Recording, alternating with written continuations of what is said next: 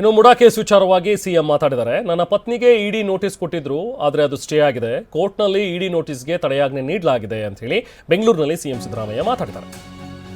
ನಿನ್ನೆ ಕೋರ್ಟ್ನಲ್ಲಿ ಆದಂತಹ ಬೆಳವಣಿಗೆಗಳು, ನಿನ್ನೆ ಇಡಿ ನೋಟಿಸ್ಗೆ ಸ್ಟೇ ಕೊಡಬೇಕು ಅಂತ ಹೇಳಿ ಏನೊಂದು ದಾವೆಯನ್ನು ಹೂಡಿದ್ರು. ಅದಕ್ಕೆ ಸಂಬಂಧಪಟ್ಟಂತೆ ಕೋರ್ಟ್ ಕೂಡ ಮುಂದಿನ ಆದೇಶದವರೆಗೂ ಕೂಡ ತಡೆಯನ್ನು ಕೊಟ್ಟಿದೆ.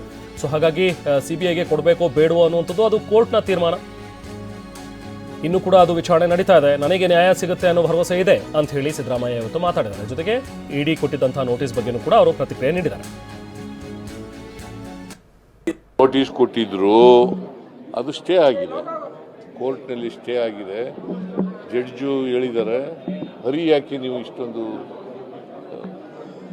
ತನಿಖೆ ನಡೀತಾ ಇದೆ, CBI ಕೊಡಬೇಕಾ ಬೇಡುವ ಅನ್ನೋದ್ರ ಬಗ್ಗೆ ಚರ್ಚೆ ನಡೀತಾ ಇದೆ.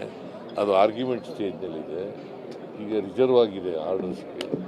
ಈ ಹಂತದಲ್ಲಿ ನೀವು ಆ ಥರ ಮಾಡೋದು ಸರಿ ಇಲ್ಲ ಅಂತ ಹೇಳಿ ಸ್ಟೇ ಕೊಟ್ಟಿದೆ. ನೋಟಿಸ್ ಕೊಟ್ಟಿದ್ರು, ಅದು ಸ್ಟೇ ಆಗಿದೆ, ಕೋರ್ಟ್ನಲ್ಲಿ ಸ್ಟೇ ಆಗಿದೆ. ಜಡ್ಜು ಹೇಳಿದ್ದಾರೆ, ಹರಿ ಯಾಕೆ ನೀವು ಇಷ್ಟೊಂದು ತನಿಖೆ ನಡೀತಾ ಇದೆ, CBI ಕೊಡಬೇಕಾ ಬೇಡುವ ಅನ್ನೋದ್ರ ಬಗ್ಗೆ ಚರ್ಚೆ ನಡೀತಾ ಇದೆ. ಅದು ಆರ್ಗ್ಯುಮೆಂಟ್ ಸ್ಟೇಜ್ನಲ್ಲಿದೆ. ಈಗ ರಿಸರ್ವ್ ಆಗಿದೆ ಆರ್ಡರ್ಸ್ಗೆ. ಈ ಹಂತದಲ್ಲಿ ನೀವು ಆ ಥರ ಮಾಡೋದು ಸರಿ ಇಲ್ಲ ಅಂತ ಹೇಳಿ ಸ್ಟೇ ಕೊಟ್ಟಿದೆ.